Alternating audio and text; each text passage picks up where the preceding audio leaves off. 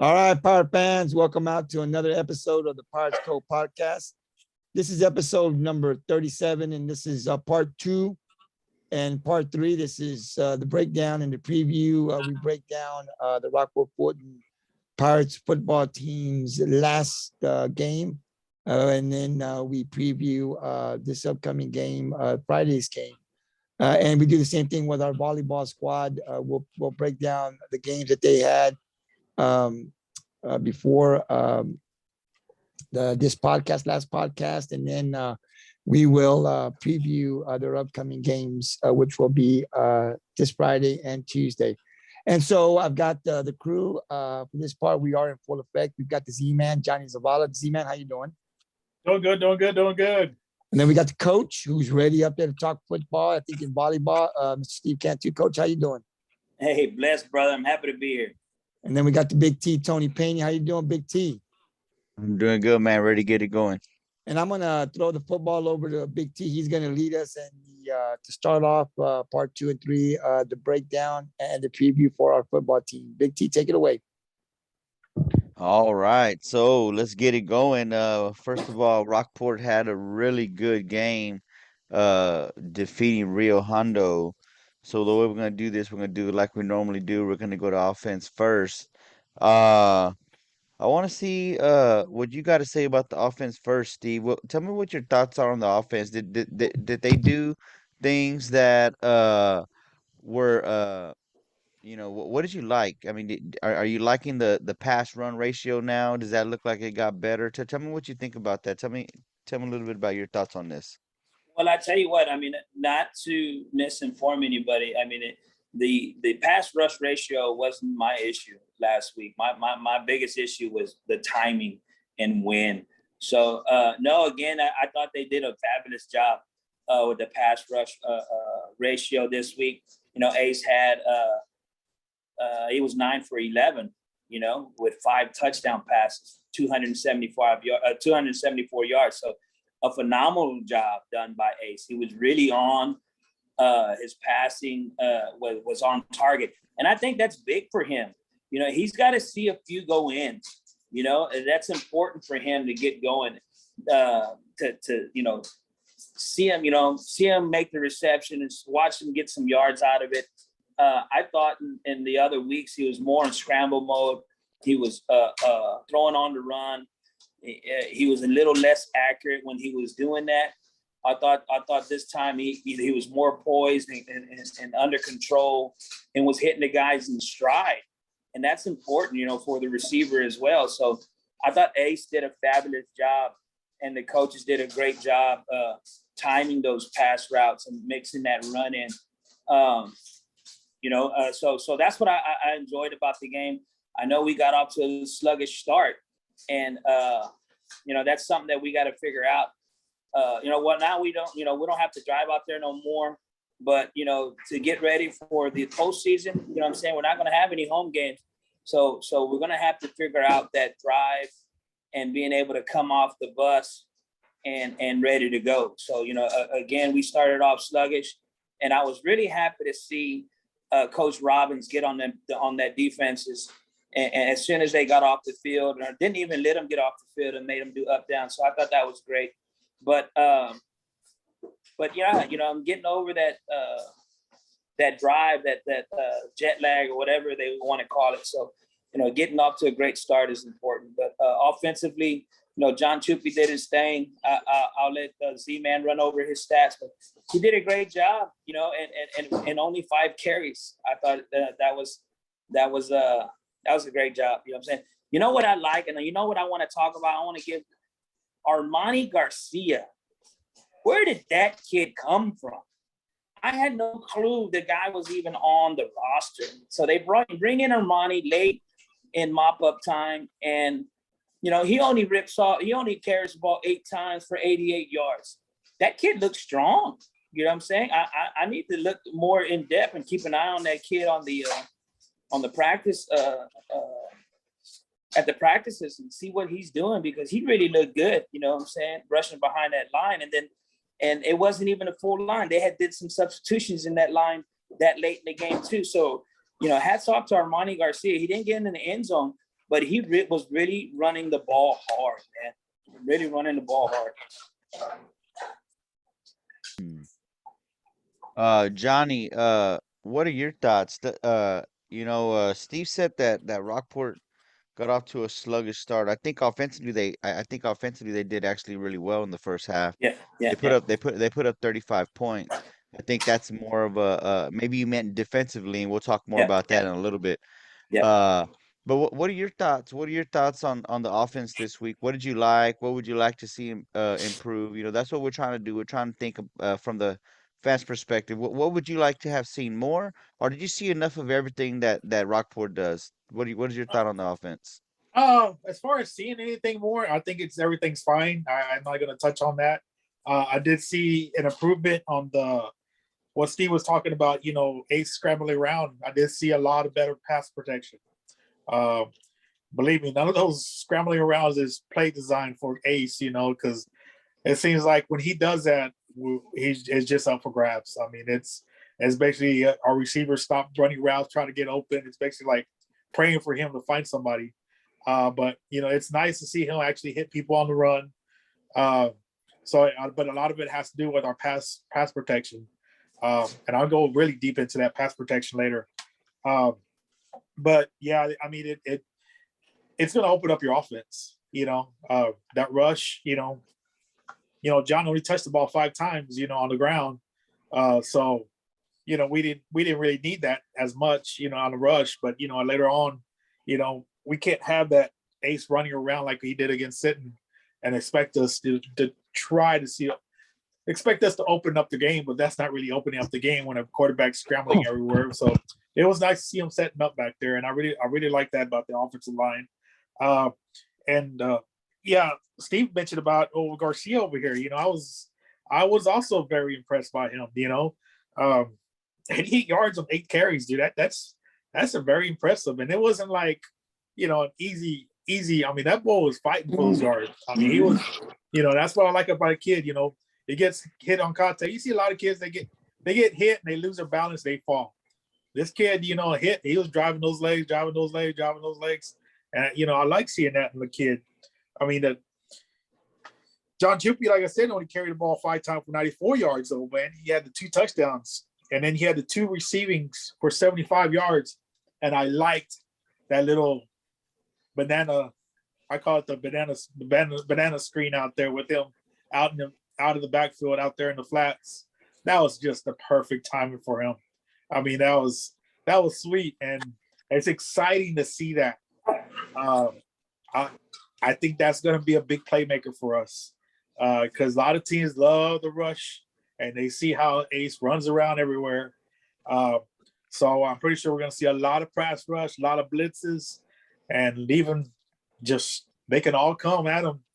And Chupi being out there by himself, man, it's going to be very exciting because we all know he's a big playmaker out there in the open. So I'm very happy and excited about that play. And I know that's going to be put in later on when we really need it. I mean, the offense got 528 total yards. Nice.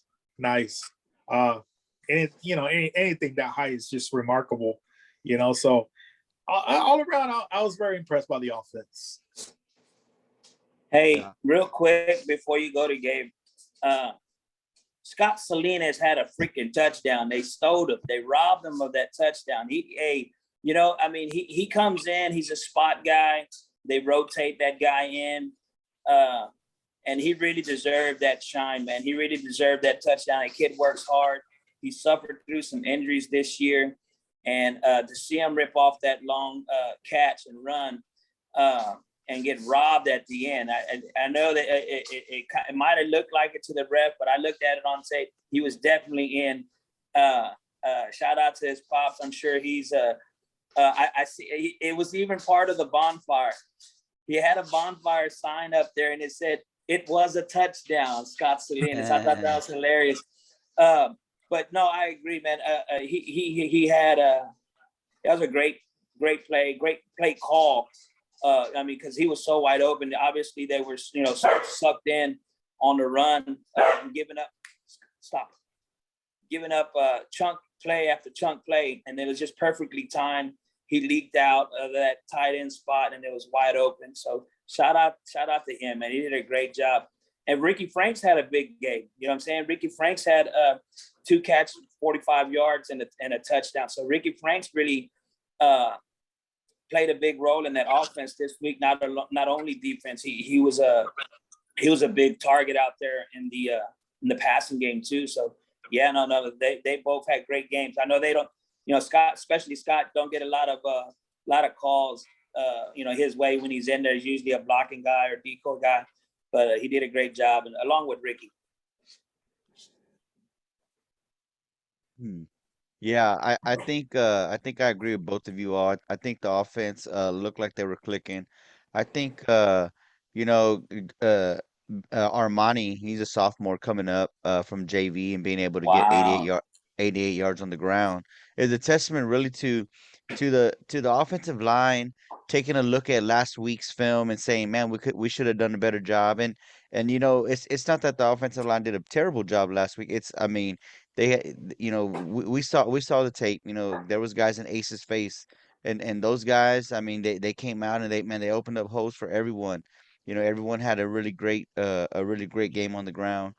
Really gave Ace time in the backfield to make some really good throws. I mean, throwing for 274 yards, rushing for 254 yards. We could talk about the stats about the guys who caught and the guys who ran and the guys who threw, but at the end of the day, it's a testament to the offensive line and the great job and the big improvement they had this week versus last week against Sinton. So just hats off to the offensive line for really stepping it up and being able to help that offense get over 500 yards of total offense. Gabe, what are your thoughts? What are your thoughts on this game? You know what? I'm going to leave it to you guys. I'm just going to repeat the same thing that you guys have said. And so we can jump up to something else. If I've got something I've got to add, you can come to me toward the end because Steve and you guys are the ones that take care of the stats. If I've got something to add, I'll add it at the end. But no, you guys pretty much covered it all. I like to see you guys do your thing and come to me at the end. If I've got something to add that I feel had been added, I'll add it. If not, we'll just go on to the next. But you guys are doing an awesome job with the stats. And yeah, the offense, 63 points. I mean, it speaks for itself, right? Yeah. And like I said last week, I think this is the kind of win the boys really needed to have after that defeat to really boost their confidence again. Not that they were deflated. They played an excellent game uh, against Sinton, but I think this is the kind of week they needed really to say, hey, this is who we are. That game's not who we are. So excellent win, and I also like Coach Seibert's choice to bring up a JV player, and I think the next few games in district you might see another player or two move up. I know he's done that in the past. Bringing players up from JV. So we'll see. They got some players down there that I think could do really big things in the varsity. Maybe not on the starting level, but as a sub level. So we'll see more of that as the weeks go. So next thing I want to talk about defense. Johnny, I want to go to you first, Johnny, just because I know you're the defensive guy. Tell me what you thought about the defense. Uh, is there something that you saw that you like, something that you wish you would have seen more of? Uh, I mean, they allowed 21 points. So what is your take on the defense and their performance? Well, like you said, they gave up the 21 points. It wasn't even the 21 points spread out through the game. Those 21 points came before the half. As I guess that bus trip is a little sluggish. It gets our guys a little sluggish. I mean, obviously, in my personal opinion, this quarterback or their backs had a bigger game than the two brothers Eric Sitton did against us. In my personal opinion, the Galvans, I don't think did as good as their backs did, their quarterback and their running back.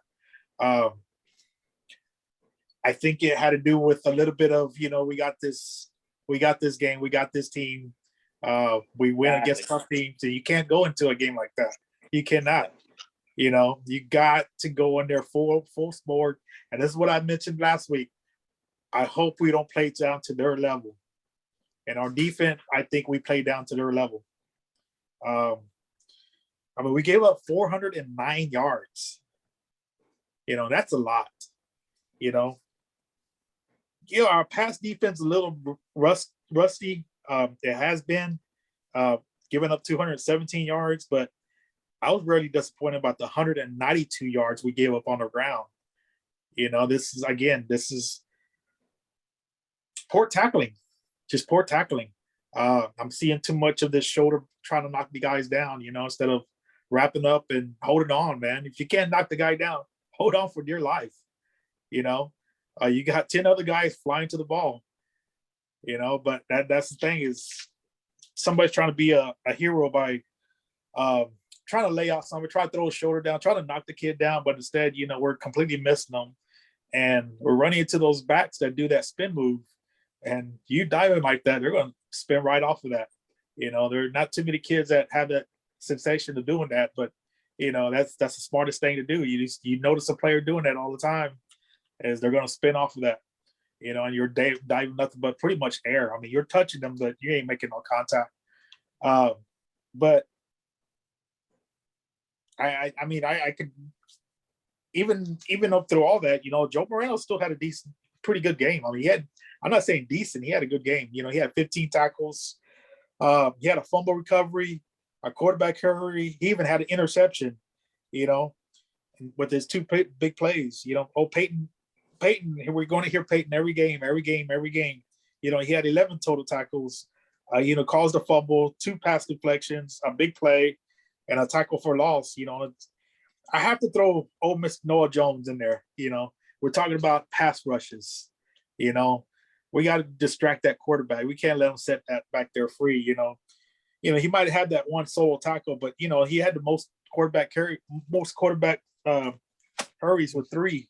You know, 3 sounds good, but you know, I like to see more of a 3+ across the board. You know, we really didn't. We basically let that quarterback run free all night. You know, again, you know, he did run out of the backfield most of the time, but still, I just think we're a little sluggish on the defensive side.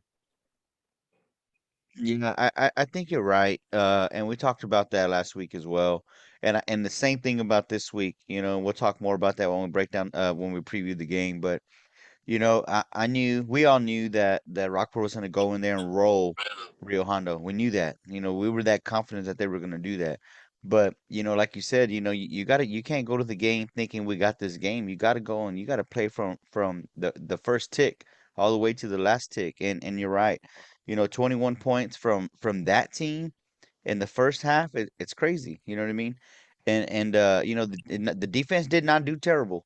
But in the first half, they were sluggish, allowing 21 points to a team that I don't think deserved 21 points against Rockport. I don't think that team deserved 21 points against Rockport. And I know coaches probably said the same thing, you know, and after the game, the players probably thought the same thing because that team was not good enough to score 21 points on Rockport.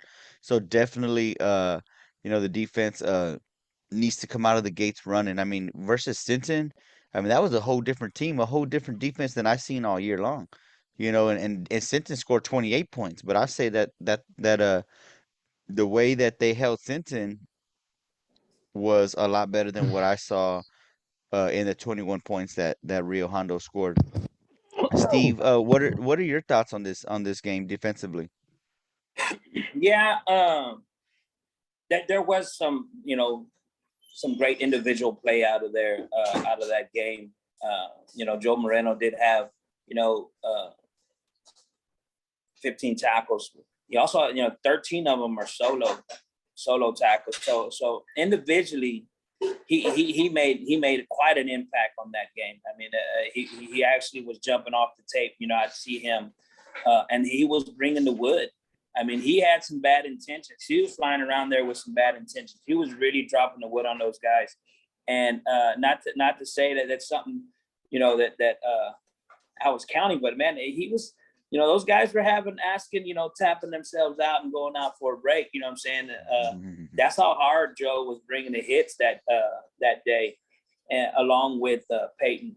Krupa Krupa didn't have the best game, but he was throwing his body around. He was the one that was dropping that shoulder and not bringing the hands.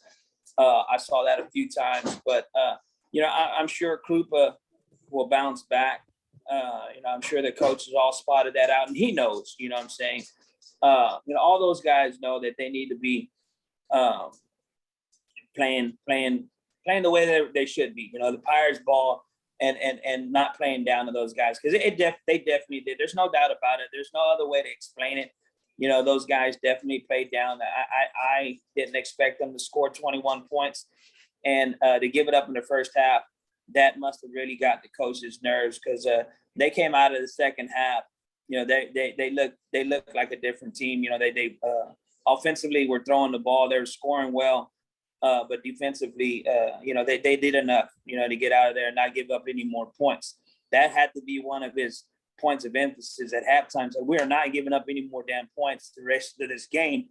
Although that guy was making plays still, I'm saying that quarterback was elusive, and he was moving around. And it wasn't until like the fourth quarter when he started taking too many hits, him and that other running back, where they were spending more time on the sidelines than they were on the field. When those hits started to take its toll. But, I want to talk about the cornerbacks a little bit, because, we're quick to jump on them when they did a terrible, a bad game. They played well in spots. I thought that they were there and made some tackles, what I'm saying, and some pass deflections and whatnot. But, I still see vulnerability there. I'm not going to lie. I still see a weak spot. Our room for improvement is probably the best term I should use. I still see room for improvement there. I think we still can get better at, getting to the tackle and wrapping up and making that initial hit count and bring them down on the ground versus giving up the yards after the catch.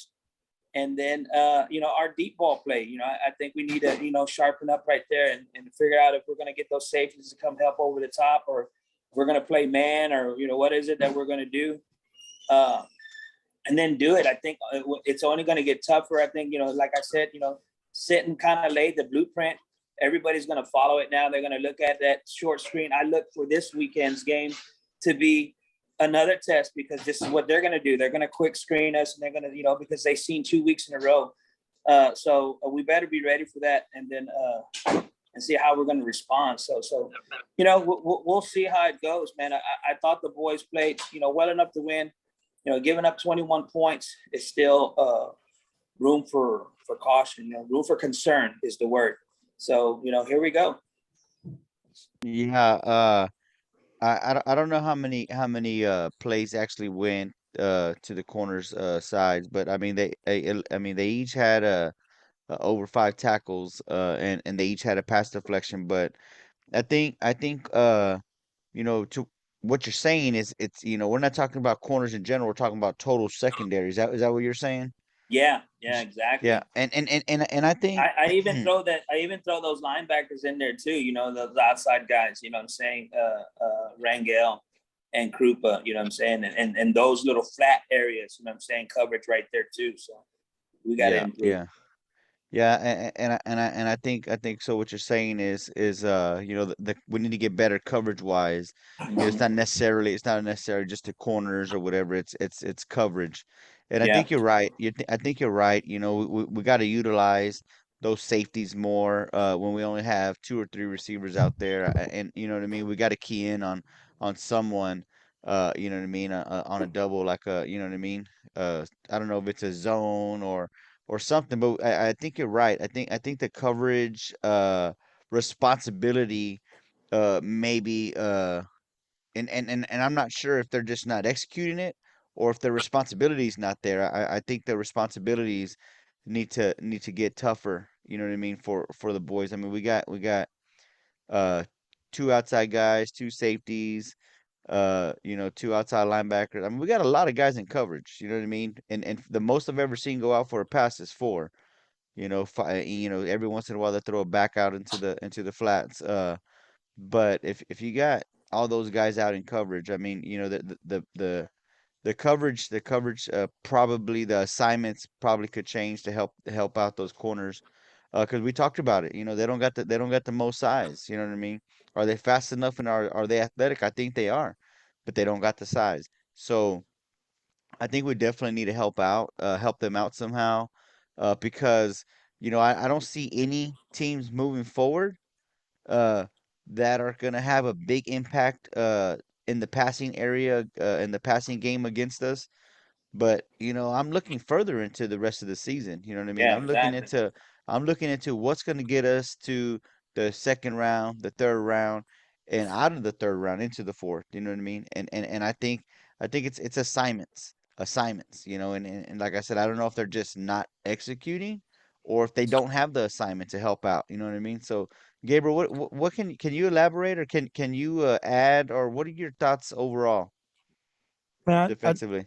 I like the defense, guys. I mean, we know they're capable of playing because we saw it against Sinton, the biggest game of the season this year. That defense rose up. We have been pumping that Sinton game up, and I know that against King we were a little concerned at the beginning of the season. Look how they played, and then of course with the Rio Hondo. But when the big game came, they played their best game, right? I think, and so I'm not too concerned. I think it's more of the guys, just getting ready to play. I think when they went to Rio Hondo, coming off this big win and a great performance by that defense, I just didn't. I just think, oh, you know what? Maybe the traveling, I had something to do with it. I mean, you got to ride the bus. I mean, we get on our comfortable vehicles and we drive up there. A bus isn't very comfortable. I've been on those buses, and, you having to go 2.5 hours, man. It's just they're not very comfortable up there and back. And so I don't know if the ride had something to do with it. They just came out and or maybe like you guys are saying, we got this game. I mean, we had talked about Rio Hondo could have played an excellent game. I think Rockport still would have beat them. So I don't think the guys came as hype as Sinton. So for me personally, it is a little, they didn't play, they scored 21 points, but I've already seen this defense play big when they've had to. And so I know that the capability is there. All we're asking, all we want to see as fans, right, is like Johnny said, don't play down to the level. You got to keep getting better. You can't just say, okay, we're going to take this game, and then, okay, we'll take Rio Hondo off. But then here comes Ingleside, so we'll play good again. You've got to play consistent like that all the time. So they're capable of playing. I'm not too concerned about the defense as far as the way they play. Is that Joe Moreno, to me, is a kid that I think gets kind of lost a little bit because, of course, in the beginning of the season, McAllister and Krupa got all the props. But, man, I'm telling you, I've watched Joe Moreno on film. This kid is a very smart player. And I know you guys talked a lot about him in years past in youth and even in the junior high and freshman. I heard you guys always talking about Joe Moreno. I'd really never seen him. This kid can play some football. He's just a smart football, not the biggest kid you're going to get on that line, but on that as a linebacker, compared to Phillip and Peyton. But this kid is smart. He's a smart football player, and he's a great football player. And he plays hard every single down.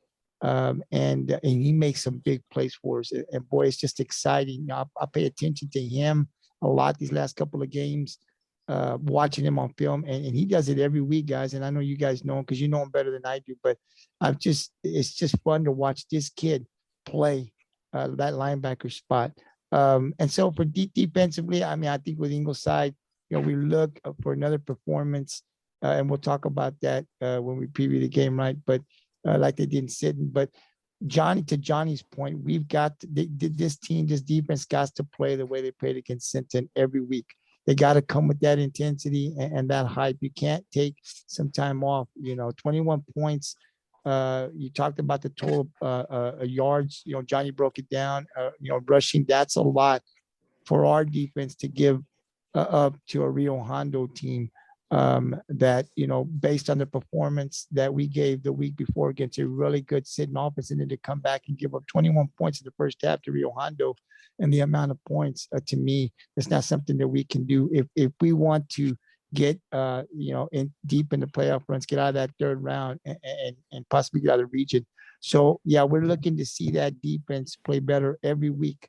But guys, we know football too. It don't happen all the time. And I guess when you got an offense that can score 60-something points, sometimes you just may say, I'm not going to bring it like I brought it the last week. So I'm looking for that to change But overall, I'm not concerned with the defense. I know what they can play with, and when they bring it, they're going to bring it. I did want to ask a question, guys, but before Steve says it. Does anybody know the status of Matthew Vasquez? I know he's been out. I know I don't know when he's coming back. Has anybody heard anything when He he's won't be coming back. back? He won't be back this game, I don't think. Okay. All right. Okay. Steve?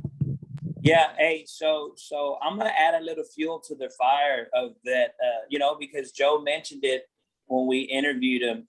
There was a bit of a competition as far as linebackers go. I think it was, or maybe it was Rangel who said that. I'm not sure. One of those guys said that, that there was a bit of a competition. So let's talk about some numbers real quick about that competition, a little friendly competition, I may add. So Joe has 61 total tackles to Peyton McCaller's 68. Let's see. 43 of Joe's tackles are solo tackles, while 37 of them are 37 tackles, solo tackles are Peyton's. Joe's got 3 fumbles, caused 1 fumble. He's got 5 quarterback hurries to Peyton's 4. Anyway, so I mean, it goes on and on. It just shows that those guys are truly, playing exceptionally well. I don't know what the that caller times list is. There's revised and what it looks like today, but I gotta imagine Peyton's pretty high on that list, right? He continues to be pretty high. I'd like to see Peyton. I'd like to see a 1, 2, 3 in there. You know what I'm saying? Of course, Krupa's got some ways to go to catch up, and I don't know if it's a typo or not. But there's I got blanks over Krupa. I don't know if Krupa didn't make any tackles this past Friday. You think you think that gets a typo? I don't know. I just see 1 hurry. You're right, though. I don't know. Mean, I have nothing under Krupa, so maybe it's a typo. I know he was all over the field, and I know we said I've seen some hits, but not tackles. So I'm interested in that to find out if he went over that night. So anyway, I just wanted to talk a little competition numbers. I know those boys watch, so. We're keeping score down here for you. If you guys aren't, we are. So keep it up. You know what I'm saying? Keep pushing each other. And, you guys are going to get all the success back. So, keep working hard. And Tony, that's what I would add, like Steve was saying. That's what's impressive going into the season, right? We talked a lot about, McAllister and Krupa. And of course, we know what they can do. They've been on that defense for, 3 years, I think. Back to their sophomore year when they started, but adding Joe Moreno and Rangel has really helped because these 2 guys were big. But when you got 4 linebackers like that, they get like that. It's hard. It's hard to run against them. And then our D line, we don't talk a lot about them, right? But with Matthew and y'all brought up Noah Jones and Luis Aguilar. Man, these guys, these guys, they're animals, man. They're beasts. They will go after you, and they're strong and they're fast and they're smart, and it just makes for a great defense. And you want to see them come out and play tough. I know, and I think that's what as fans we know the talent that they have. You guys have coached them when they were little, so you guys know what they can do. So when they don't live up to that moment, hey man, I know you can do better, right? But these guys sometimes, like any sport, right? Sometimes you come out and you give it, but you don't give it your all. I know when I played, oh man, we're gonna play this team. They ain't won. Yeah, I'm gonna play. But when GP came, hey, I'm gonna really play. But it happens, and that's just part of what they've got to continue to work on. Hey, you got to keep getting better because when you get into the playoffs every week, you're not going to be able to take. The further you go in the playoffs, the tougher it gets. So. It's great that we're giving out these numbers and being able to, let our community know how our guys are doing, not just from what we see, but we're bringing up stats. And I just love that about the podcast. But yeah, overall, our defense will be good. We got a big test coming up on Friday, so we'll see how this defense, plays, from start to end. Yeah, absolutely. And just to end the defensive talk, defensively, the boys executed what they were supposed to do, not allowing any more points in the in the second half. But I definitely think it had a little bit to do with just believing they were going to win this game, that Rio Hondo's not anything. Because I think that mentally as a player, you do start to think that way. Not that you come out, not that you come out, uh, not giving it your all, but letting some stuff slide on a play. Like, oh, I don't want to get hit, or I mean, I don't know about that, but I just think that I don't think they necessarily came out and didn't play as hard. I think they just maybe let some stuff slide. I don't know, but we'll They don't see. bring the hype. Like they don't bring the hype. They play The tough, hype, but they just yeah, don't bring the hype. Like with sitting, man, I'm hyped up. They just don't bring that hype to a game. Like I know we got this under the bag. We're still gonna play tough, yeah. but we're not hyped. I guess is the And, best way of putting it. and it is a mental thing because I remember playing like, oh, we got these guys, we're gonna blow them out, and they did blow them out. You know what I mean? But they gave up too many points. And I was gonna say this earlier, but again, we say that, oh, they should have scored 21 points, but that's just because these boys are so good, and we talked about this early in the season. We're spoiled fans. You know what I mean? We like to see them score over 50, and we don't like to see other teams score over 20. So we're just spoiled fans. We know what the boys are capable of doing. And whenever somebody scores over 20 points, we're like, hey, whoa, whoa, the defense needs to get better. You know what I mean? We're just spoiled fans because True. we've seen it. We seen their, how well they could perform on both sides of the ball. Johnny, what did you got, Johnny? Something just popped up on my head. Speaking of like when you said something about you not wanting to get hit or whatever, I'm gonna turn it around on that team, on Rio Hondo's. Dude, when I played ball, if we ever ran out of bounds like they did, oh dude, we would not see that field again for the rest of the game. They were running out of bounds. Dude, like God, that was, I mean, good for us, but man, that's yeah. If that was my kid, oh hell no. I just had to throw that in there, dude. Huh? Yeah, that just goes to show. That just goes to Did you- show how tough the Did you see the defense is one hit, guy man. dive out of bounds? Yeah. Hey, he was trying to stop the clock. Yeah. He dove Oh out of man. bounds. All right, man. So next thing we're gonna go to special teams. Johnny, I'll go ahead and get you first on this one again because I know you're a special teams guy. Anything special that you saw? Anything you wish you would have seen? Anything that they could have improved on? Anything they did well? What are your thoughts on the special teams? Well, our kicker's obviously making all those field goals. I know he missed one, but man, he's getting a lot in there throughout the whole season. I'm kind of wondering where he's at on that stand. I didn't look that up through the season. He's 17 of 19. 17 and 19. Wow. Mm-hmm.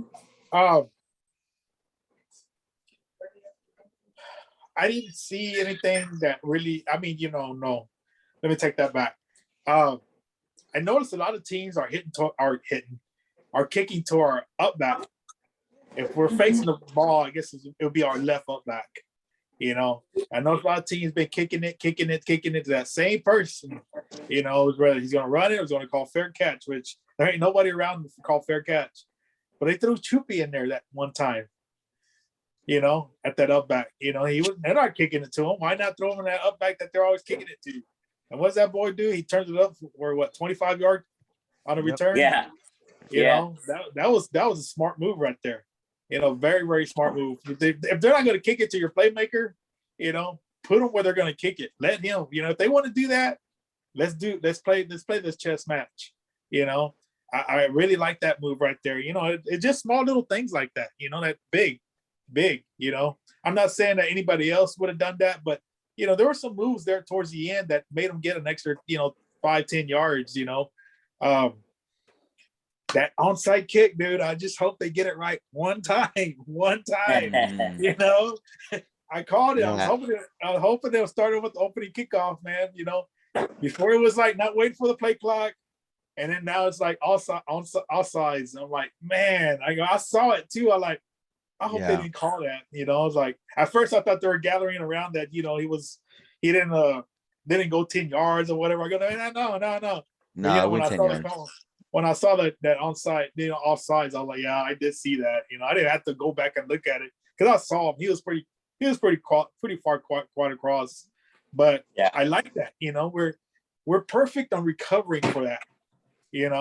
We just gotta mentally execute it right, so we got that. I prefer that over any kick to the side. He got that perfect touch, just unexpected, it's good to have that. It's good to have that. I'm pretty sure all the coaches see how that front line, what they're doing, I guess you can't really open up a game like that. You never know.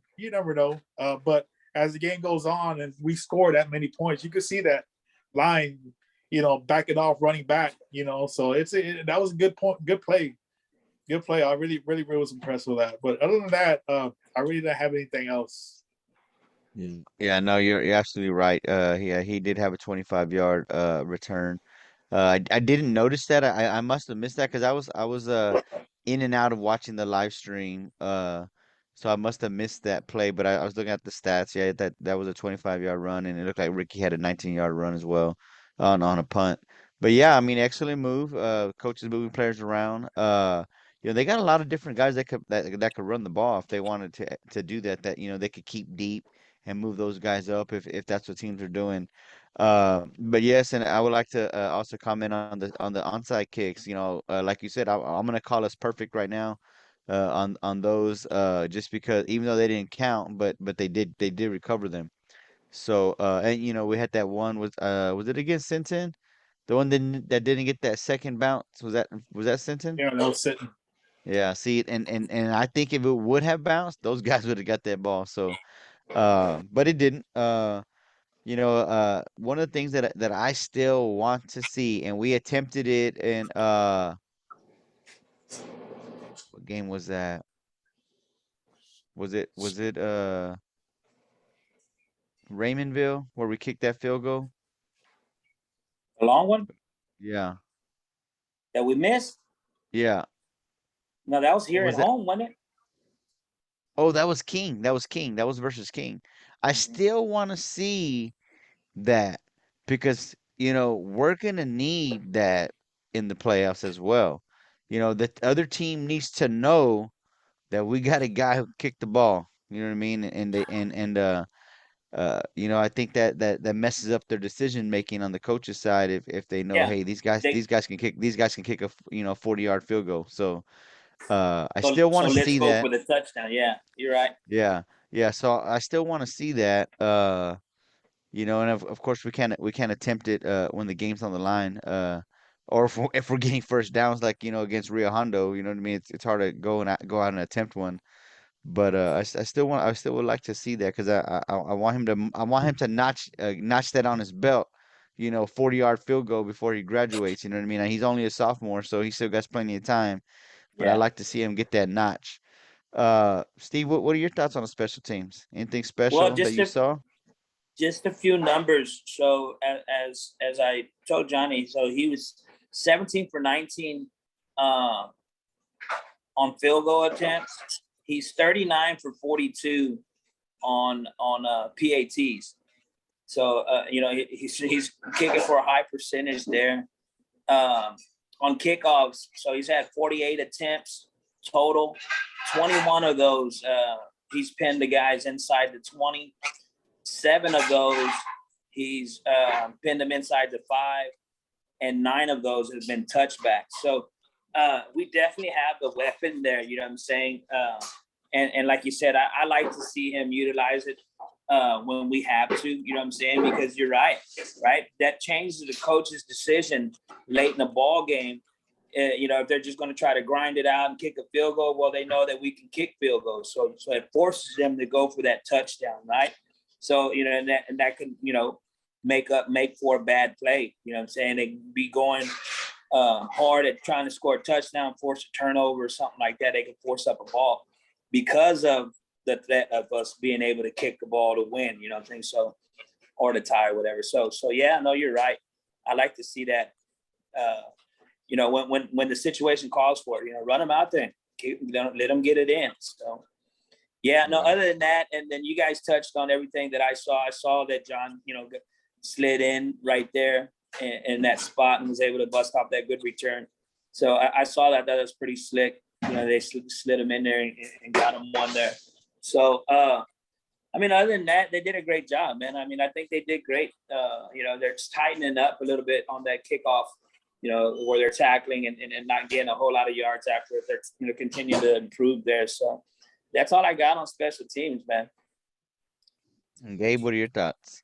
No, like I said, man, I'll just repeat everything you guys said, so I'm good. But I think our special teams, one thing I will just touch on real quick is, I think the field goal, we're going to need him somewhere down the road. So we know he's got the leg and we know he's capable of hitting those long field goals, but you got to give him some practice. So in real game time. So hopefully, down the stretch of the regular season, when the opportunity presents itself, maybe we'll see him and see what he do. Get him in those game time situations. So in case we need him to win a game, he feels comfortable to get that field goal in there and get us to the next round. So, but outside of that, man, I think the changes we made on special teams have really helped us. There've been some good moves. And when we have to punt, he punts it down there, like Steve said, just gave you the numbers. It's great. With the defense that we got, you want to pin them back there and have that offense have to work against our defense. So all in all, man, I think the moves that we're making are good. But hopefully we'll see Cristobal, get an opportunity to hit some long field goals here down the stretch and see what he can do. Yeah. One of the stats that I haven't seen, and I don't want to make it sound like an excuse or anything, or I don't want to sound like I'm complaining. I want to see how many penalty yards we're getting per game, because I don't know if it's just me being a a fan. I just feel like they call a lot of flags on us versus the other team. I'd like to know, what that ratio is on our side versus the opponent side, because I feel like maybe it's just me. I feel like they call a lot more penalties on us than they do on the other team, and I know I see holding and all that on a lot of plays, and they never call it, and it seems like they call it on us at the wrong time. So I would like to see We I get, would like to see that stat. hey Tony, we get like a chop block almost once every game. It seems like, man, like Yeah. every game, like we don't go without one of those calls all the time, man. Sometimes it used to be where we'd get like 3 or 4. So we've cut down, but it seems like almost every game they're gonna call it at least once or twice on us, man. And I'm like, man, what the heck is going on? But I agree with you. I think we do get it seems like we get more flags thrown on us than the others. But of course we're fans, so who knows? No, I mean those chop block flags are. I mean, it's a tough call, right? They call them on the defensive guys, because they're engaged. But the backs have an assignment too, and then they come off that edge. The backs are to, cut, and then they don't know if the guy's going to be engaged with them or not. So that's what's happening, is that our tackle will turn and engage with an outside linebacker or something, and then the running back's doing his job by cutting, trying to get a seal on that thing. So it's just about timing, I guess, you know what I'm saying, or communication, maybe, or recognition. All 3 of those are probably the reason, right? But I mean, if you don't, and then that guy goes free because they're both assuming that the other guy's gonna get it, you know what I'm saying? That's you don't want that either. So but that's what I see is going on right there, is that, you know what I'm saying, that they call it chop because they're both engaged with the guy, and then it's just a timing thing. They're a recognition deal. So. Hey, Steve, but I'm glad you came up with that point, because I don't see that called on the other the other teams. It seemed to me like a few years ago, Rockport was getting like 3 or 4 calls on chop blocks a game.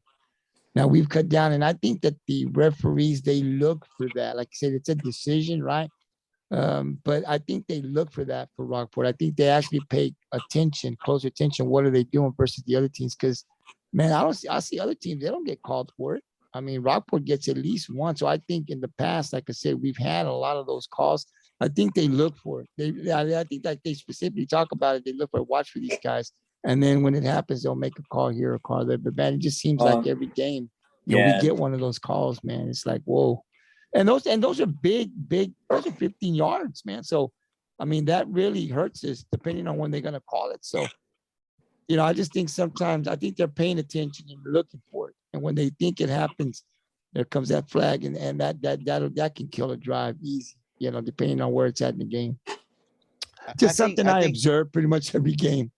I think the best game that I've seen where I felt like it was pretty fair was in Raymondville, and I thought for sure we're gonna go down to Raymondville, go to the Valley, and play against the Zebras. But man, it seemed like every play they ran, they had a penalty. The Raymondville did it, and versus us, I was like, wow, this is like not common for me to go to a game and they're calling more penalties on the other team. And I know it's not our guys, you know what I mean? And I just feel like they're just calling stuff, and yeah, and like it just going back to that Sinton game, like I mean, there's one of the first pass Ace throws. I thought it was a pass interference. They let it go. You know what I mean? And I'm like, Yeah. what the heck's going on here? So I knew it's gonna be one of those games. I was like, God, duh. So, anyways, I'd like to see what that stat looks like. I don't know if anyone keeps that stat, but I'd like to see uh how many penalty yards or penalties See, in general versus the other team per game because I think we get picked on, and I might just be a bitter fan. well, you know But what? Let's see if we can get a hold of those numbers, and then that'll let us know if it's actually true or if we're just a fans. But we'll see if we can get a hold of that and see if we can get that stat. all right, well, that concludes the breakdown of week 7, Rockport-Fulton 63 defeat over Rio Hondo, which scored 21 points. So now we're gonna jump right into the preview of week 8. So if you would have told me in the beginning of the season that this was gonna be a big game, not that I didn't think Ingleside was good, because Ingleside's a good team. They deserve the respect that they earned this year. Uh, but if you would have told me in the beginning this was gonna be as big a game as it actually is going to be, I would have been like, nah, I don't think so. Rockport got this game. But man, they're coming in 7-0. You know what I mean? They're coming into our house 7-0. Uh, and as a player, Johnny, when you have that mentality, like I'm undefeated, I'm gonna, nobody could stop us. I believe we could win. Like there's so many things mentally that you tell yourself. You go into the game and you might make something happen. So, Ingleside's coming in with that mentality that they're gonna be undefeated. You know what I mean? By the time they face Sinton in week 10. So let's talk about this game, Johnny. Tell me what you think about this game. Ingleside coming into our house, 7-0, Friday night. You're right. They don't know what a loss feels like, so they're real high right now. They're skyrocketing. I mean, they're coming over here confident. Obviously they're coming that way. I would too. As you mentioned, you put that in that scenario. Um, they're playing for a district championship still. They're this ain't no second place, third place. They're playing for a state championship still. Um, so they're coming hungry. They're coming hungry, and I hope our boys, are just as hungry as they were with against Sinton. Because this it's going to be something. It could be something. I don't think personally it's going to be a close game. I think it's going to come down to surprisingly the passing on both sides of the field. Both sides. I know we're going to run all over them. I know we're probably going to stop them on the run. But I'm saying this, if they have no pass rush on us, this will be a blowout. If they have no pass rush, if Ace sits back there like he did against Rio Hondo, this is going to be a huge blowout. But if he's running back there like he did against Sinton, this could be an interesting game, a very interesting game. Again, that's his weakness, is running around, and the receivers just pretty well stand or just run one way to try to get open. I don't see no complete effort as far as, playing street ball, getting open. So if our lineman can hold that defensive line, this is a blowout. If he's running around, this could be something that could come to the very end, but I'm pretty well confident that we will hold them up. Our boys been known to hold them up. I'm not saying I don't think, because he, like Steve was saying, they got the blueprint from Sinton, so they're going to see all those blitz, all those linebackers go, outside guys go. So we're going to see a lot of that. So can our guys hold them for Ace to sit back there? I like to see that, but again, all the way around, I think we will blow them out. Yeah. I think you're right. If Ace in it versus anybody, if you give Ace time to sit back there and make a decision, he's gonna make a good pass. That's against anybody, not just against Ingleside. But I'm with you. I think the game's not gonna be as close. Just because when I look at the teams that Ingleside has played, I'm not saying they haven't played nobody hard or nobody tough. I mean, they struggled in week one. We saw that they had a 15 win over Mathis, but since then they really turned it on. You know what I mean? But I still don't feel like they've played anyone on the same level as Rockport to get them ready for this game. You know what I mean? I really don't feel that way. Uh, and I think Rockport is ready, uh, more ready for this game. They've been scoring more points, holding teams to less points thus far. So I think Rockport has and then we're playing at home. Now, I know we talked about this last week. I mean, on Monday, we do have the homecoming distraction, and I think that really can be a distraction. So I hope it's not. I hope they come out here and really show out because there's gonna be a big crowd. There's gonna be a lot of extra people there that normally don't go to the game because of homecoming. So I hope that they go out and show out. Steve, what are your thoughts on this game? What does Rockport have to do to keep the game uh, out of reach for Ingleside, or what has to happen? What are your thoughts on this game? They got to run the ball and be effective running the ball, and let the run dictate the pass. You know what I'm saying? Let the run, uh, you know, tell us when we need to throw the ball. You know what I'm saying? Stay ahead of the sticks. They gotta win the battle down and distance. They can't play from behind the chains. That's been proven. Now I do want to say this, that goes against what you said. They're actually holding opponents to fewer points than we are. I'm talking about separation. Rio Hondo scored 21, we scored 63. I mean, their games are close. Yeah, okay. 37-20. I mean, that's a close game. That's against West Oso. You know what I mean? 34-21 versus Rio Hondo. That's what I meant. Okay, yeah, because I mean, now, of course that's against, in my eyes, I would just speak for myself, in my eyes, against, lesser competition, they're holding teams at 12 points on an average, where we're doing it 14. And I'm not saying that the teams that we played are a whole lot better than the teams they played, but when they do play Sinton, they're not going to hold them to 28 points. You know what I'm saying? They're not going to hold them to 12 points. You know what I'm saying? They're going to give up above their average. So, but yeah, so they're playing well. So they're playing well defensively, but I just think we're going to come at them from more angles, and it's going to be hard for them. You know what I'm saying? We had a guy on the other day, and he talked about, their endurance and how it seemed to fail them. It's tough chasing these guys around the field. As much as we're moving and running and gunning, it's tough chasing these guys around the field. So I look for that. I look for Jay to continue to expose what he feels may be, something that he can jump on, you know what I'm saying, and pound the rock. And like Johnny said, man, or Gabriel, somebody said it about increasing John's role.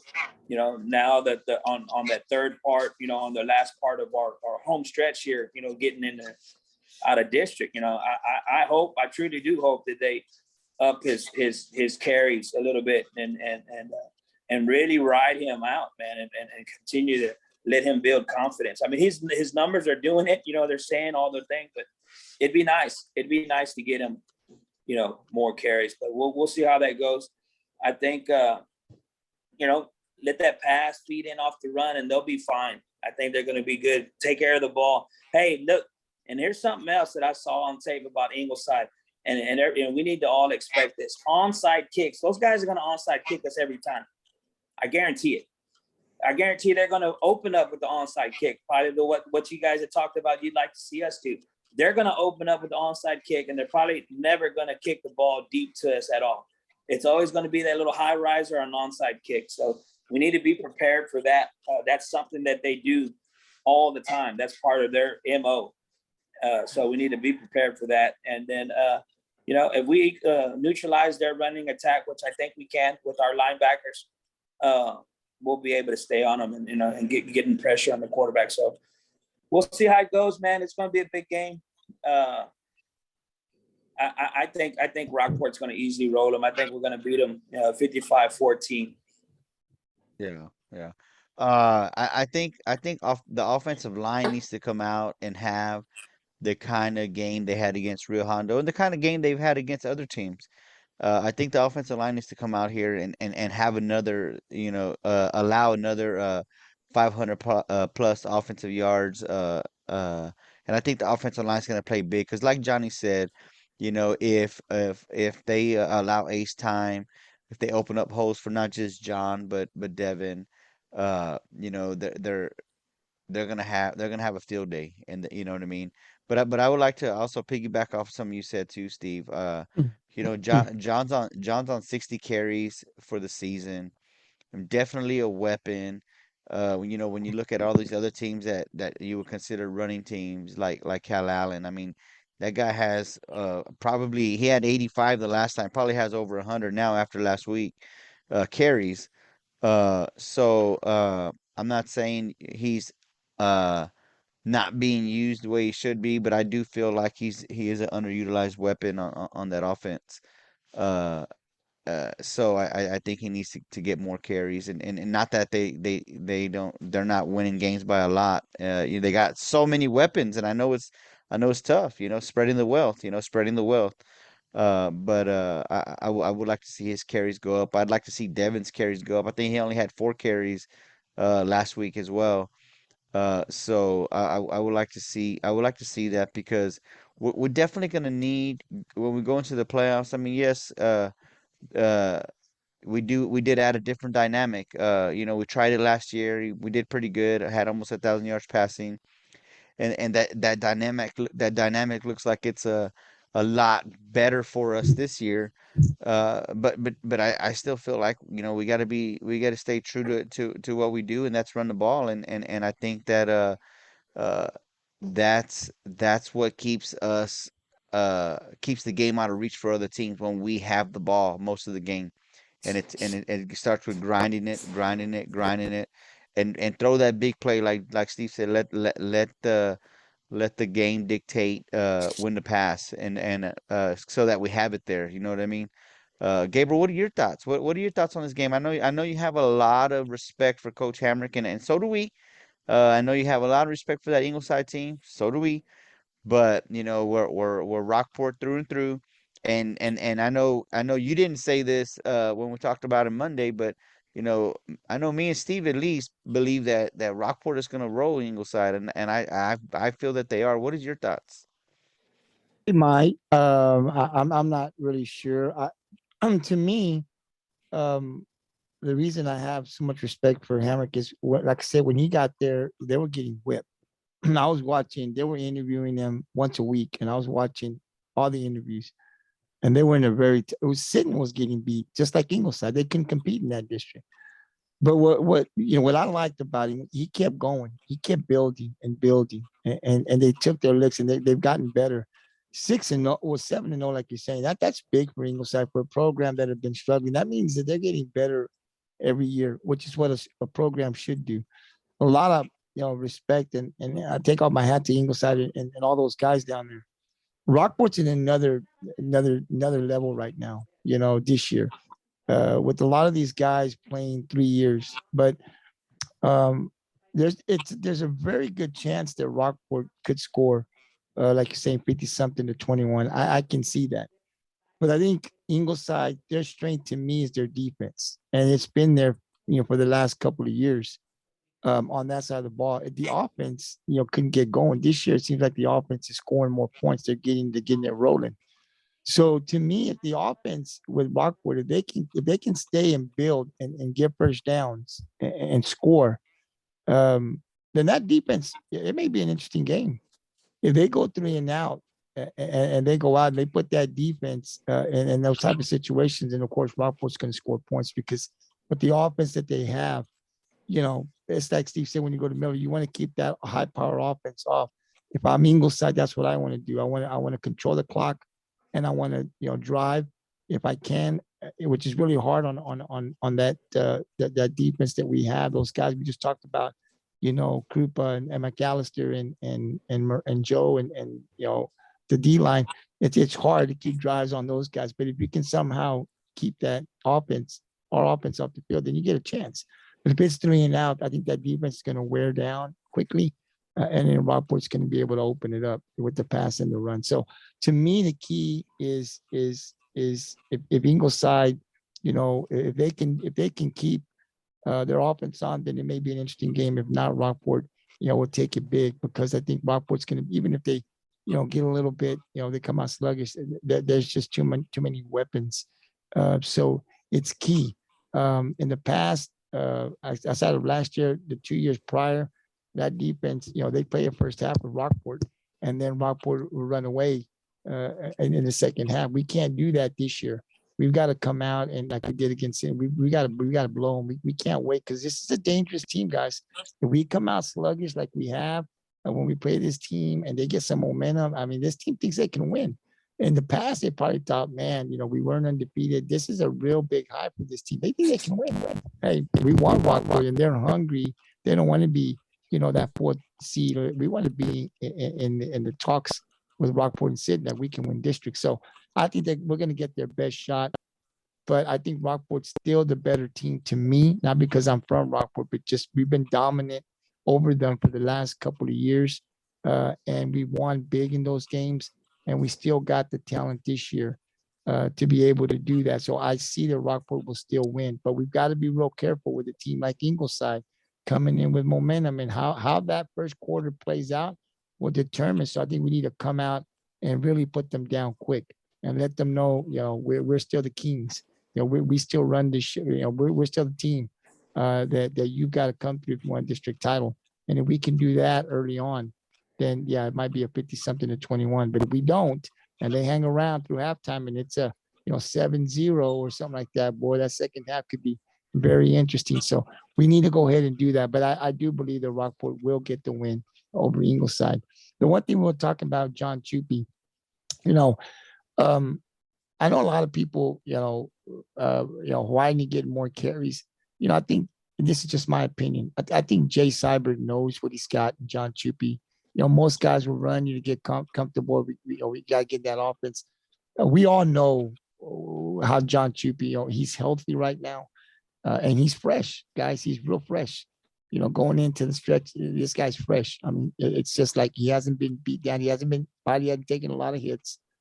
And I think that we need, to me, at the beginning of the season, when I saw the schedule, John is more valuable to us in the playoffs, like a team like maybe Ingleside and Sinton, right? But the rest of it, he's fresh.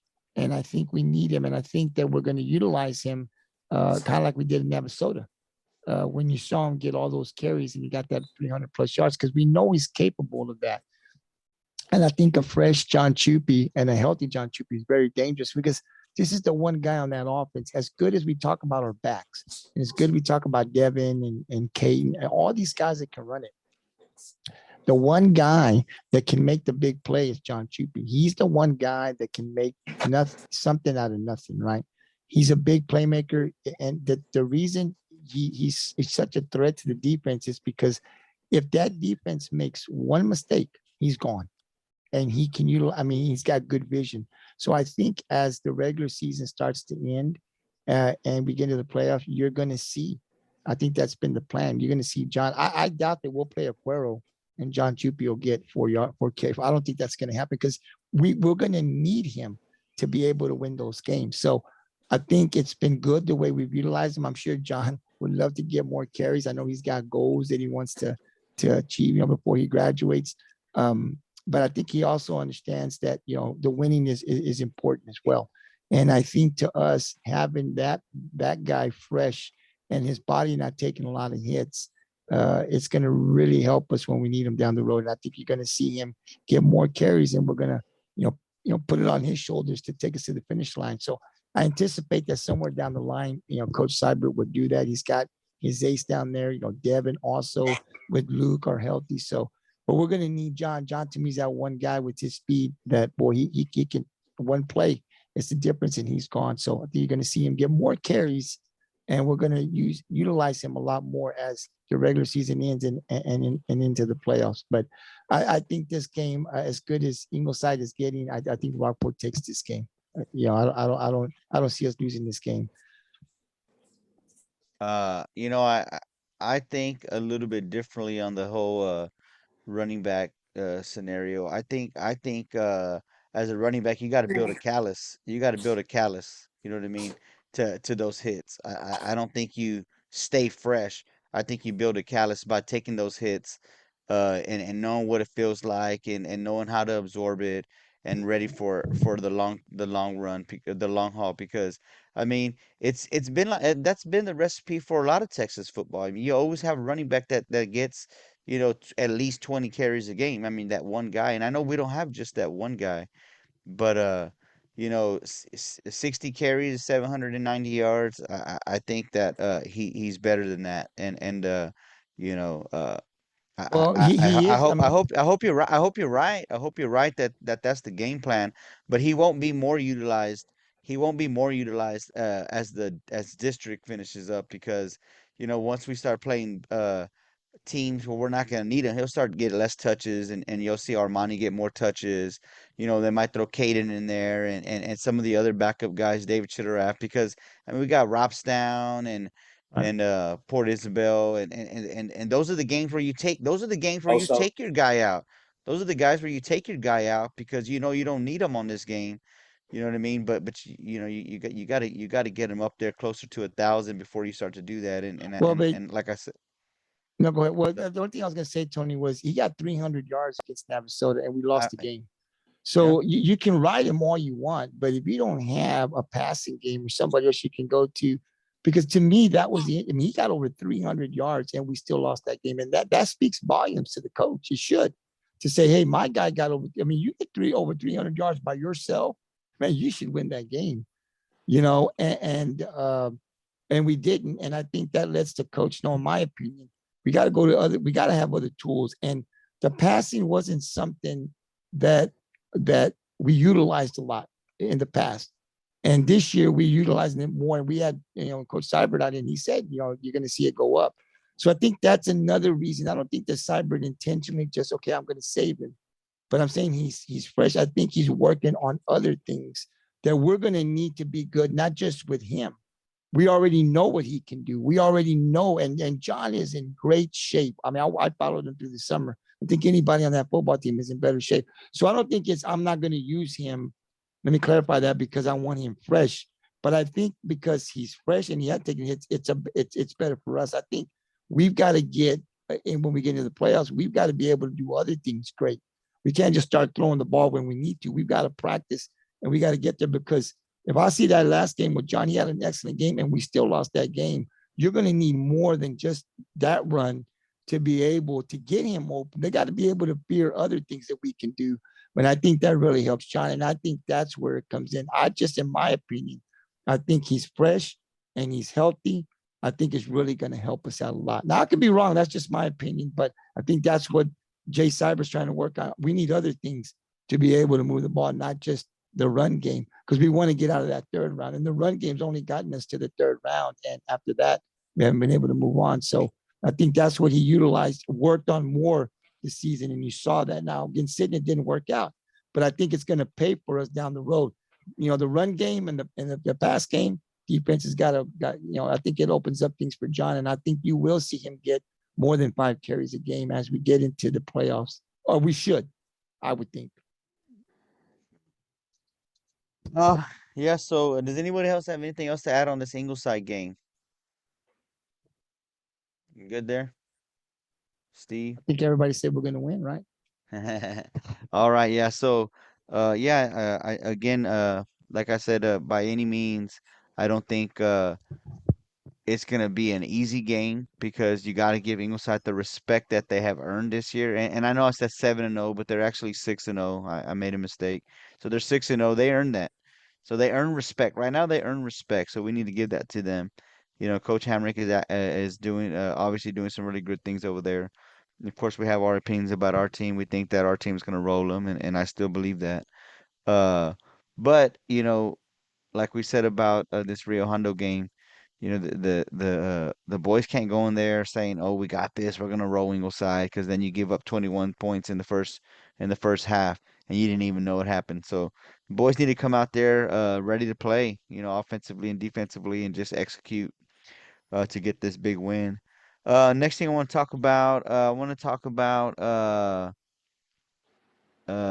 JV and the freshmen and how they're doing or how they did last week. Let's see. I think I got some numbers here. Let's see. Where's it at? Where's it at?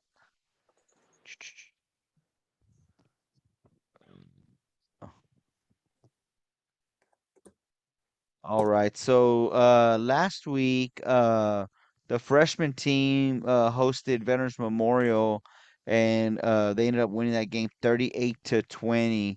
And that game started off with Dawson. Dawson busted out a 70-yard run on the big kickoff. Sean scored on the 2 point. Before halftime, Peyton Taylor scored on a 20-yard run. Trevor Garcia scored a 2 point conversion on that one. Um, so 16-6 at halftime. So then the Pirates come back after the half and score another 16 points in the second half. So the JV right now, I mean the freshman right now is doing really good. Gabriel, I know we talked about it, and Steve, you coach some of those guys. They got some players down there. You got Devin's little brother Dawson. You got Sean Howe at QB. I mean, he's a big guy. And then we have that oh man, I just said his name.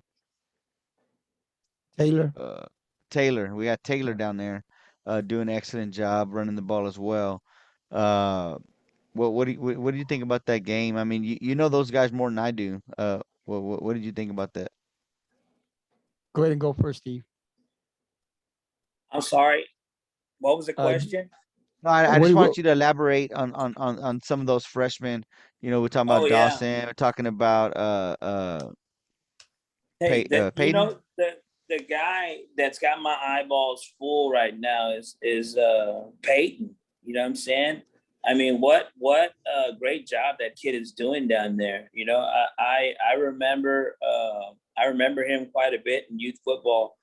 Uh, I know his dad well, and he's having a phenomenal season, bro. I mean, he has really matured to a super great aggressive back that runs the ball well, sees the field exceptionally well. And I think that's awesome that the kid has blossomed into a tremendous running back. And I think he's going to be, he's going to be something to worry about here in the next few seasons. Uh, and he gets up there to the varsity level as he makes his way up there. I mean, I really like him. I really like his vision. He seems to be a real heady player, and he's utilizing his blocks well, and that really jumps out at me. I mean, you see a kid at his age and his vision of the field right now, and you see it developing this early. It only means great things. So, I think they're going to continue to do well. They're working great as a team. The quarterback Howell's doing an exceptional job facilitating the ball, throwing the ball deep when it's open, and they really stretch the field, man. I really like enjoying watching those guys play. It's super clean, super clean. So, I'm sure we're going to continue to do big things down there, man. But I really enjoy watching Peyton and Howell work together. They look great. And yeah, Gabriel, you went to the game, right, Gabriel? I did. I went to the freshman, and just what Steve said. I'm real impressed with Taylor. This kid's got good vision. He runs exceptional well. I mean, his moves and his vision. It finds the hole, and then he gets to the outside. And I mean, this is about the third game that I've seen him where he's played really good.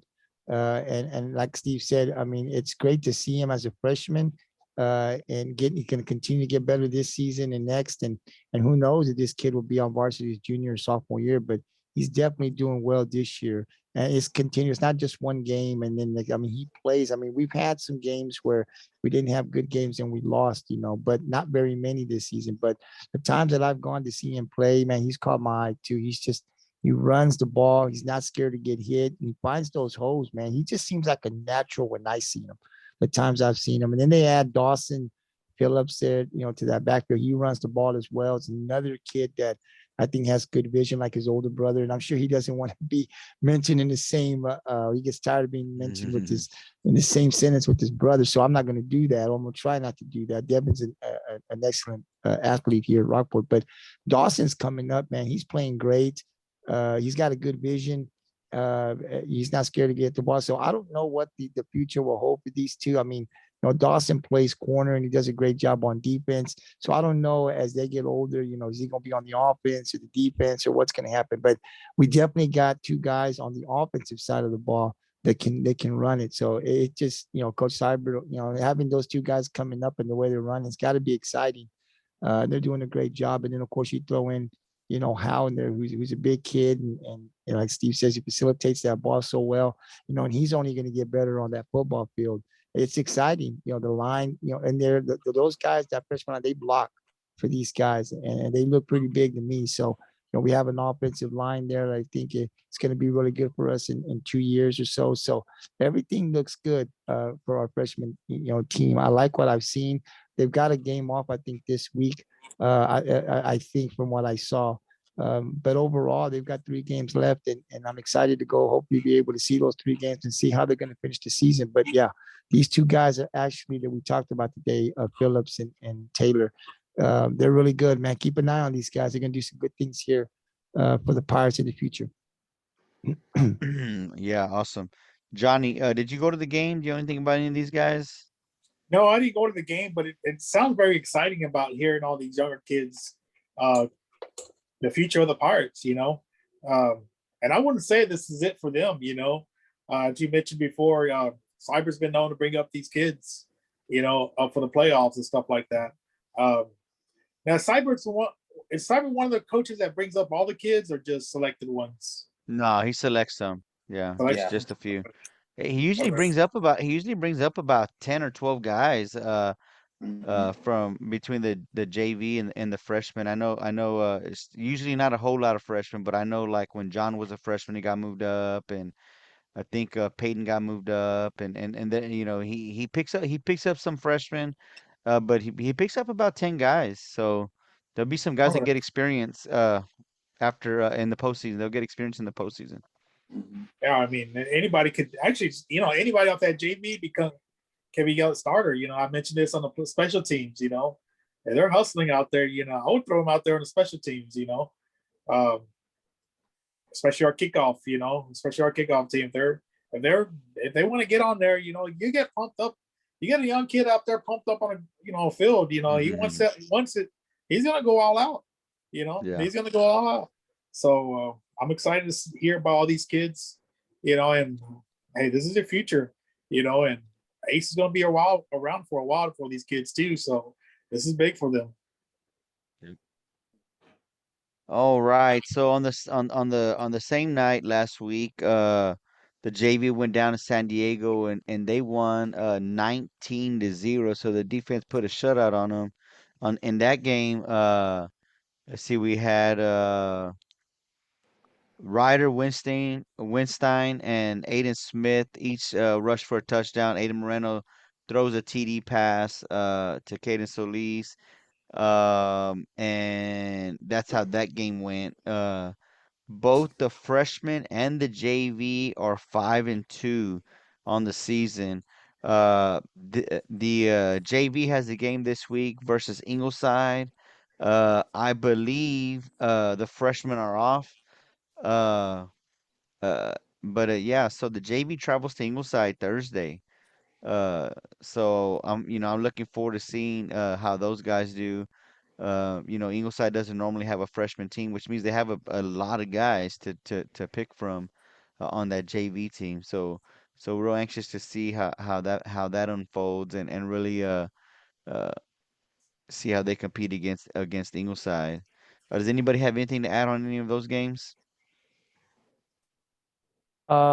To, to me, I didn't go see the JV against San Diego, but no surprise.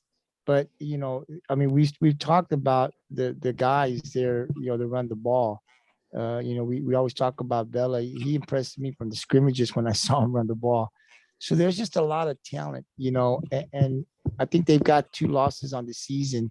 So the freshmen and JV are both doing good. So there's a lot of talent in these underclassmen that are coming up with what we still have on varsity. So I mean, it's just exciting, and we will be. I will be there tomorrow in Ingleside to live stream that game, the JV game. Of course, the freshmen, as we know now, it appears won't be playing till next week. So GT Sports will be out there to live stream that JV game. But I think, Tony, I anticipate that they're going to win.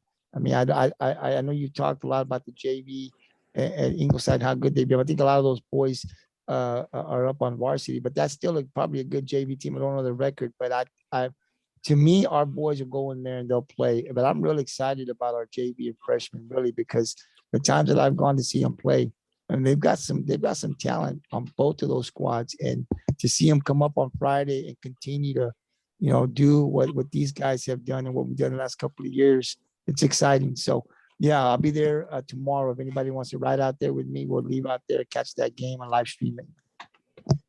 You better take the mosquito spray because them mosquitoes ain't messing around right now, especially at night. Yeah. I'm gonna see what I'm doing. I'd like to see that game. I got some time off, but I got some things going on at the house. My son's birthday's Monday, but we're not gonna be able to celebrate it on the weekend, so we might do something. Uh, but yeah, you're right. They got a lot of talent on that JV team. And you talked about the 2 losses on the season. I mean, if you they lost to Cal Allen 24-28. It was a close game. They lost to Sinton 14-6. So we're not talking about 2 blowout losses that they had. They had 2 games that they lost that were within reach. So JV's doing exceptionally well. The future of Rockport looks bright. All the coaches are doing an excellent job. I mean, really, we had Coach Hustle on last week.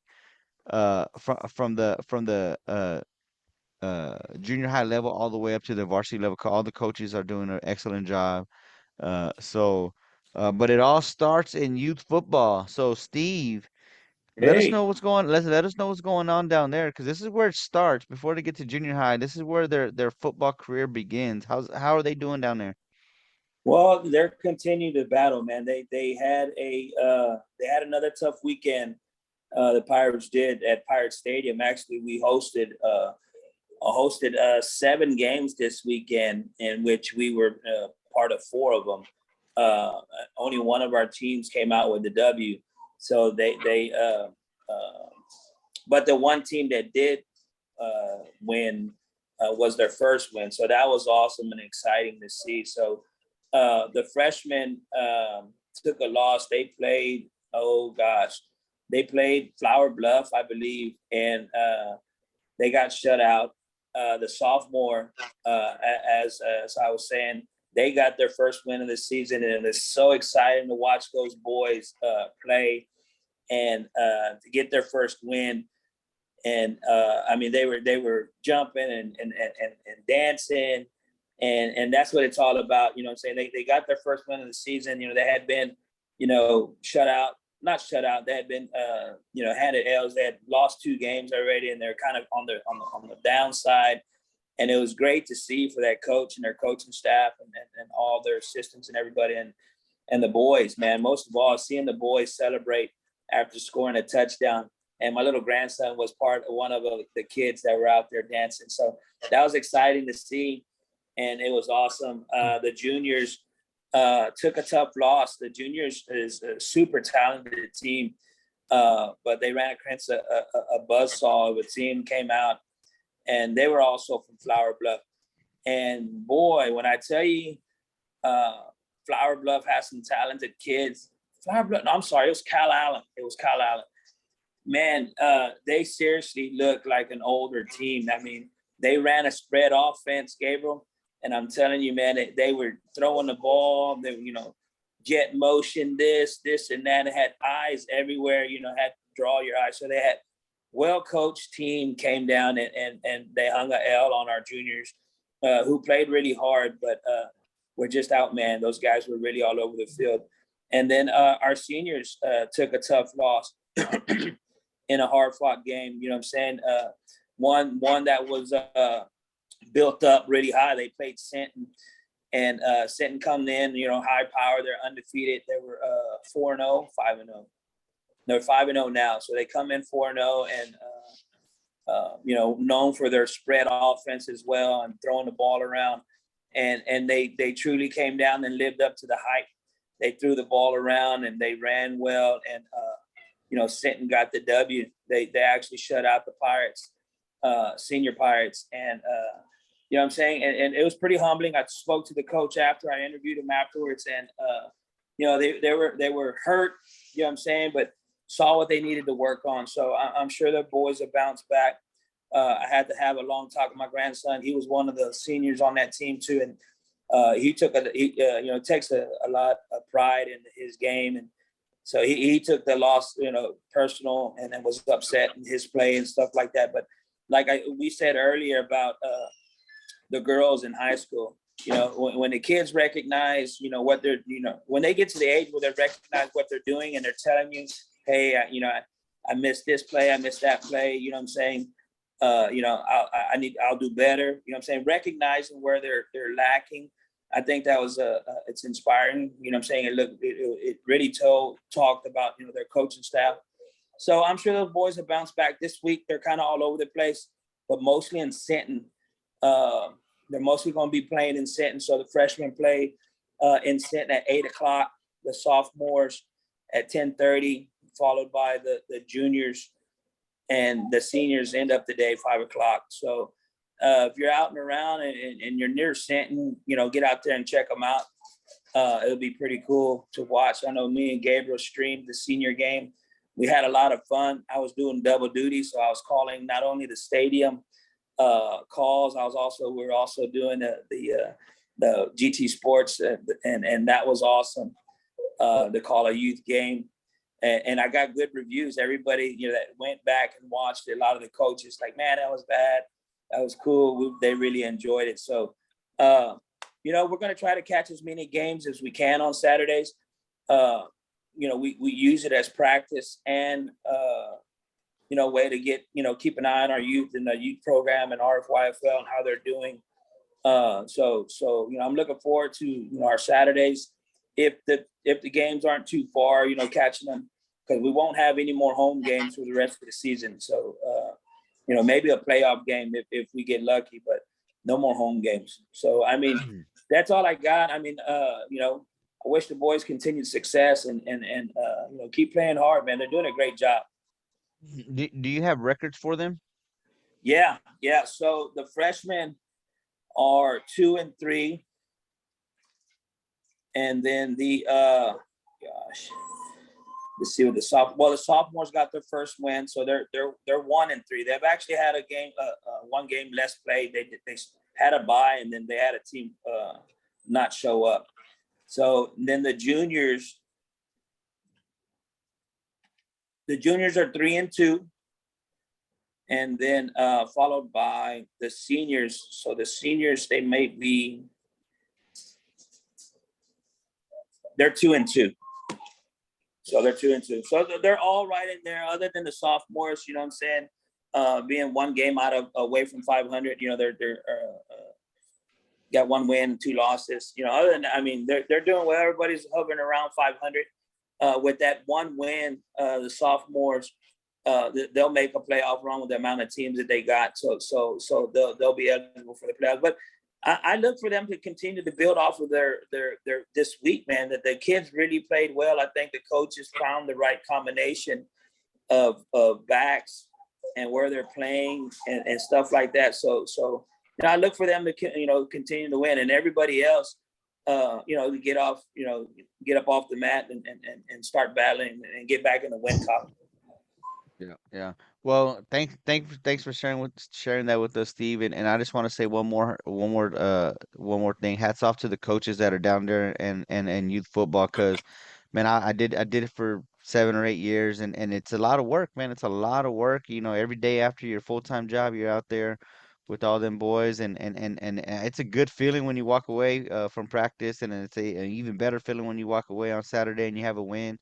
But man, I tell you what, we said it before, they don't get recognized enough, but it's really hard work, and I appreciate the work that those guys do down there in the Youth Football League. So thank you guys again. Uh, Johnny, you have some area stats for us? Yeah, I got some games, some scores for the area. Last week there was nothing because basically the whole region had a bye, just a couple games last week.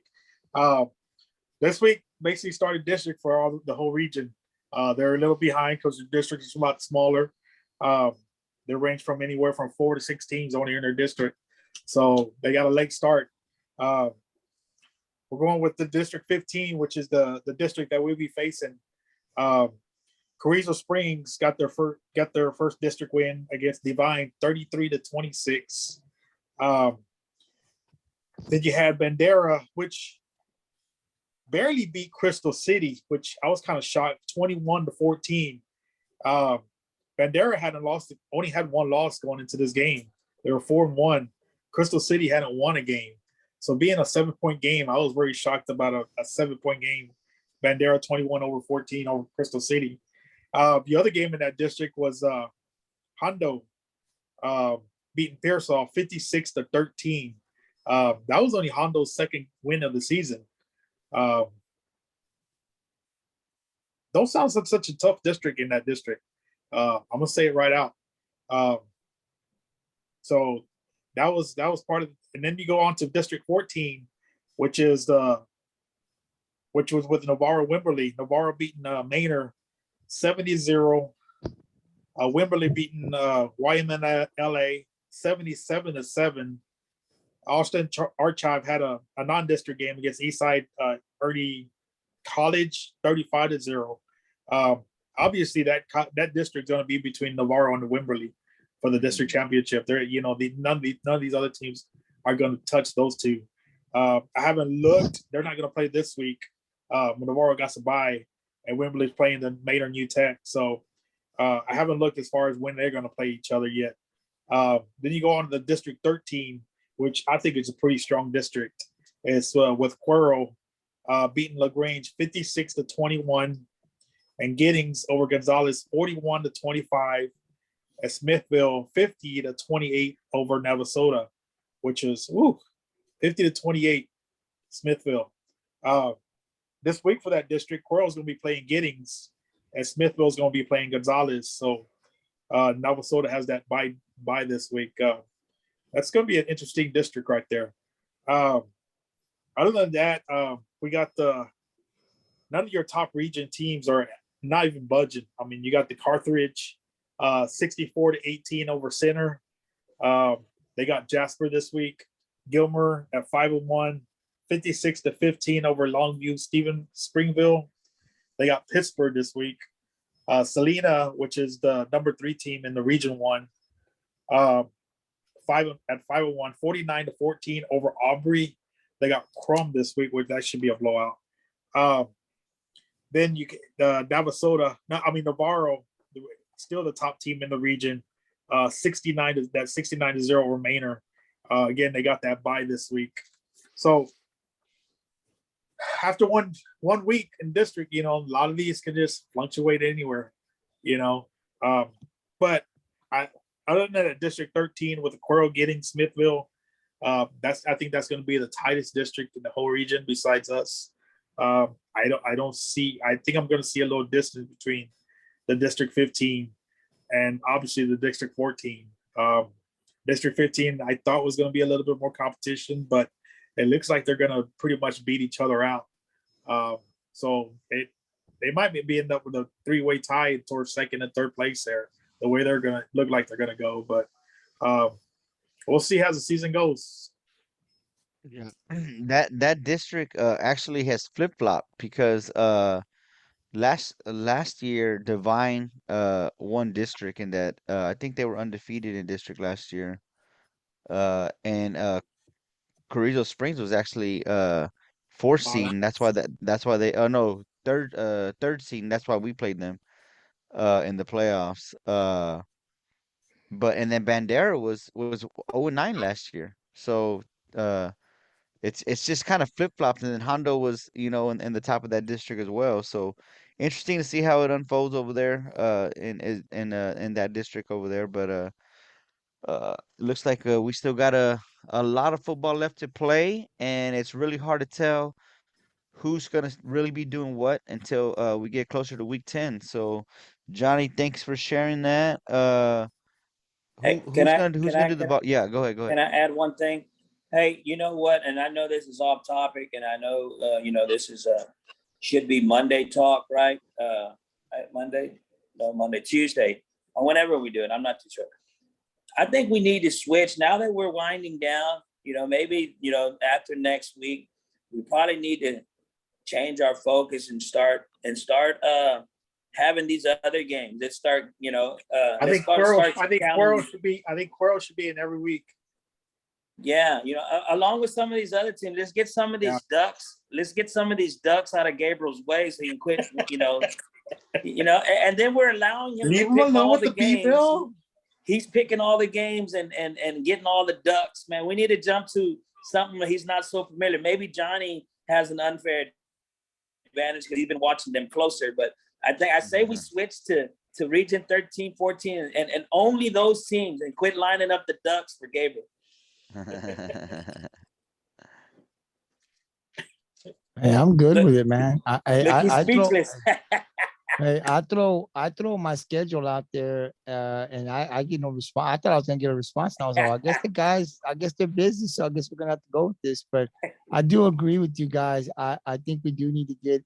That's a good time to get into the, Quero and Wimberley, because those are the teams that eventually we're going to end up playing. So if there's not a playoff team in our district, then yeah, we need to move over to that district down there and see what happens. Or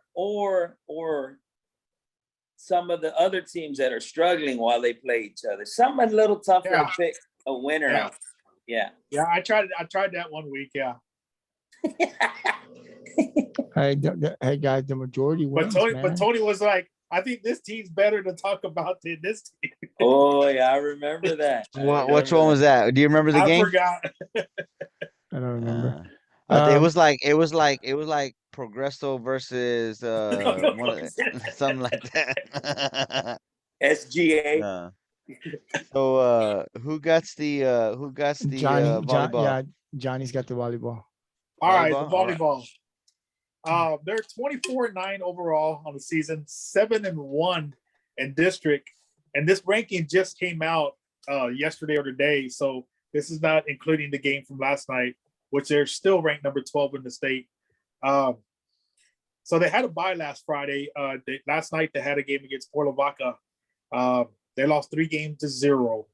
They lost 25-17, 25-16. And a tough third game at 27-25. I got to touch on the Port Lavaca. They came out playing. I seen balls that I could almost swear hit the ground. These girls must have hit it up with their fingernails or something, man. Because these girls came out playing. They came laying out. They completely laid out their bodies, diving at balls like 10, 15 feet away from them. So those girls came out playing, and those girls can. What I see is those girls can like hit a ball pretty hard. But hey, it's a whole. It puts a good tight race for the district on that loss. This Friday they got a game against Ingleside, a 4:30 game, hero home game. Next Tuesday they got a game against Sinton, an away game at 7:00. That Sinton game could be a very, very interesting game. Right now, the two top teams in the district is Rockport at 7-1, and Port Lavaca at 7-1, and Sinton's actually 7-2. So, those games are getting pretty tight up there. West Oso's actually number 4, Tony, at 5-4. They more likely going to get into the playoffs. Beeville's behind them at 2-6. So I think there was only 3-4 games remaining. So Mathematically, they're not in completely, but I think they got this. The district they'll be playing against is the District 25. Needville in that district's 9-0 in their district. Stafford 6-2. Columbia 6-3. Bay City's 4-4, and Sweeney's still in the hunt at 3-5. So I think Needville has that district at 9-0. But you have the Stafford and Columbia fight for number 2, and Bay City and Sweeney fighting for that number 3-4 spot. So that's the district we'll be facing, and can't tell on that district yet. I mean, they other than Needville dominating that district, everybody's been pretty much beating each other, splitting even the series in that district. That's all I got. All right. So that's what we got. Oh, you said the ranking had come out, but you didn't say what it was. Oh, they're number 12 again. 12? Okay. Yeah. Okay. So is that up or down from what they were before? It's the same from last week. It's the same from last week. But then again, this is before yesterday's game. Well, I tell you what, I just saw the ranking for the football team, and they finally got into the 30s. So we finally got into the 30s, man. So we're not living in the 40s no more. So we'll see what happens after this game. I don't know what Ingleside's ranked. I would imagine with 6-0, they're ranked pretty good, but I don't know.